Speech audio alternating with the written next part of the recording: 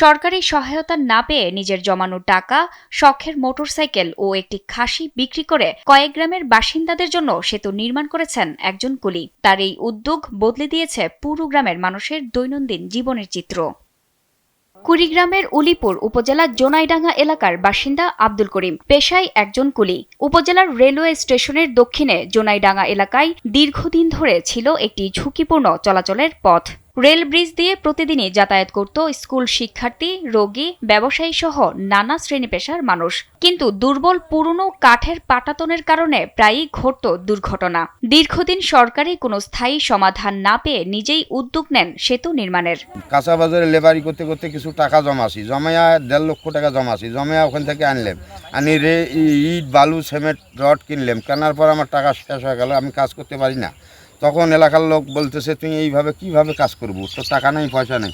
বলে আল্লাহ পাক আমাকে দেওয়াইয়ে। তখন আমি মোটরসাইকেলটা বিক্রি করলাম, খাসি বাড়ির একটা ছিল তাকে বিক্রি করলাম। করার পর আমি 1 লক্ষ টাকা ঋণ করলাম, করিয়ে আমি এই ব্রিজটা করে দিলাম।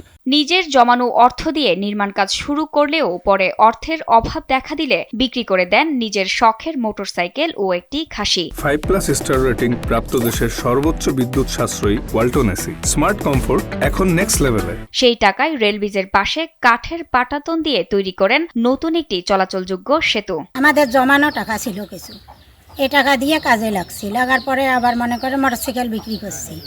তারপরে মনে করেন আরও টাকা ছিল, তাও নিছি, নিয়ে খাসি বিক্রি করছি, করিয়ে সব কিছু করে আবার এখন কাজ করছে, পিছে পিছে কাজ করিয়ে কামলাদেরকে টাকা দিছিল, মিস্ত্রিদেরকে, এমন করে দিতে দিতে কাজটা আমরা শেষ পর্যন্ত করতে পারছি। সেতু ব্যবহার করে নিরাপদে পারাপার হচ্ছেন আশেপাশের প্রায় 10টি গ্রামের অন্তত 20,000 মানুষ।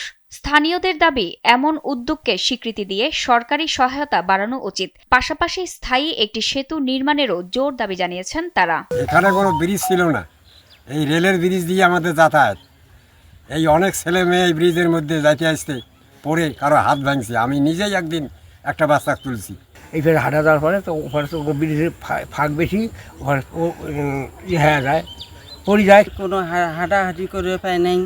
এখন এই পুলখান দিয়ে অনেক মানুষের সুবিধা হয়। এই 9-10টা গ্রাম যে আছে, এই 9-10টা গ্রাম থাকিয়ে প্রতিদিন 500-600 মানুষ হরদম চলাফেরা করে। অনেক জনপ্রতিনিধি এখানে এসেছেন, নানা কথাও বলেছেন, কিন্তু কেউ কাজ করে দেখাননি। ছেলের এমন চেষ্টায় সেতু নির্মাণে খুশি কুলি আব্দুল করিমের মা। কত মন্ত্রী, কত এমপি, কত চেয়ারম্যান, কত মেম্বার গেছে, ওই ব্রিজটা দিবে সাহস পায় নাই কেউ।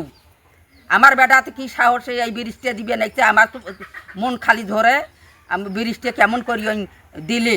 মানবতার এক উজ্জ্বল দৃষ্টান্ত স্থাপন করলেন কুলি শ্রমিক আব্দুল করিম। দীর্ঘদিনেও সমাধান না পেয়ে আব্দুল করিমের আন্তরিক প্রচেষ্টায় বদলে গেছে হাজারো মানুষের পথ চলা। জান্নাতুল ফেরদৌস, কালবেলা।